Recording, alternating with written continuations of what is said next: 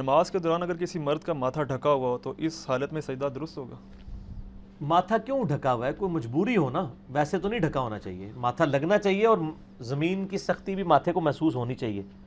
البتہ صحیح بخاری میں آتا ہے کہ صحابہ کرام کہتے ہیں کہ سخت گرمیوں میں مسجد نبی میں ہم نماز پڑھتے تھے نا، تو زمین پہ قالین تو نہیں تھے، کنکریاں ہوتی تھیں، تو ماتھا جلتا تھا سجدے کی وجہ سے، اور بعض کا رش کی وجہ سے ہم ایک دوسرے کی پیٹھ پہ ہی سجدہ کر لیتے تھے، اور بعض کا ہم اپنی پگڑی کا ایک پیچ جو ہے نا یہ ماتھے سے گزار لیتے تھے اور اس پیچ کے اوپر سجدہ کرتے تھے تاکہ ماتھا گرمی سے محفوظ رہے۔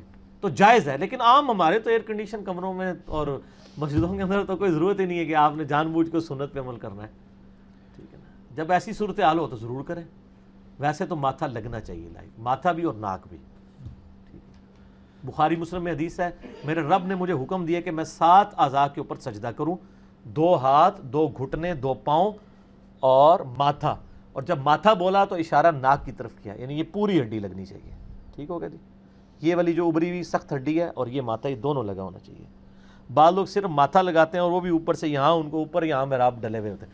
اچھا محراب کا بھی میں بتا دوں، اگلے دن میرا بچہ بھی مجھ سے پوچھ رہا تھا بابا آپ کو یہاں کالا نشان ہے، مجھے سمجھ آ گئی وہ کیا پوچھنا چاہ رہا ہے، تو میں نے کہا ہاں یار تھوڑا تھوڑا تو ہے مجھے، تو اس نے کہا یہ اللہ تعالیٰ کی طرف سے ہوتا ہے۔ میں نے کہا یہ اللہ تعالیٰ کی طرف سے اس وقت ہوتا ہے جب آپ ایسی جگہ پہ نماز پڑھیں جہاں پہ نشان پڑھتے ہیں، اگر آپ بہترین قسم کے قالینوں پہ پڑھیں تو نہیں ہوتا۔ اس لیے آپ دیکھیں ہمارے پرانے جتنے بزرگ تھے ان کو مراب ڈلے ہوتے تھے، اور لوگ نے پرانے پہ ہوتے سن۔ سر آپ جو ہے نا یہ کھجور کی چٹائی کے اوپر ابھی نماز شروع کریں نا، 1 سال کے اندر آپ کو مراب پڑ جائے گا۔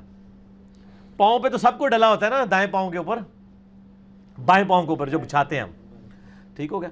تو یہ نشانوں کے ساتھ نہیں، اور دوسرا جو صحابہ کرام کے بارے میں ہے نا کہ ان کا اثر ان کے ماتھوں پہ دکھائی دیتا ہے، یعنی وہ فزیکل اثر بھی ہو سکتا ہے اور نہ بھی ہو، اس سے کوئی فرق نہیں پڑتا۔ اور اگر آپ کہتے ہیں فرق پڑتا ہے تو سر بریلویوں سے پوچھیں کہ یہ دیوبندیوں کو جو مراب ڈلے ہیں تبلیغ جماعت والوں کو، کیا یہ جنتی نشان ہے؟ کہیں گے نہیں، ساڈے کل تو پھر یہی گلاں نے نا۔ اور آپ تبلیغ جماعت والوں سے پوچھیں یہ سبز پگڑی والوں کو جو نشان ڈلے ہیں، کہیں گے ایویں نے، اسی کہنا سارے ہی ایویں نے، کچھ نہیں ہونا، نہ میں وہابی نہ میں بابی، میں ہوں مسلم علمی کتاب۔ سر آپ کو ہم نے طریقہ سکھا دیا ہے بات کو، مرض کو جڑ سے پکڑنے کا۔ جیسے کوئی کلیم کرے نا کہ یہ جنت کی نشانی ہے میرا، آپ ان کو ایڈا دوسرے نو پیا ہوگا نہیں، ان کا اپنا ہی بوجھ پا کے رہا، ٹھیک ہو گیا۔ پھکی دیو، پھکی تو بغیر تے مروڑ ختم ہی نہیں ہوتا، ٹھیک ہے، علمی پھکی۔ چلے جی۔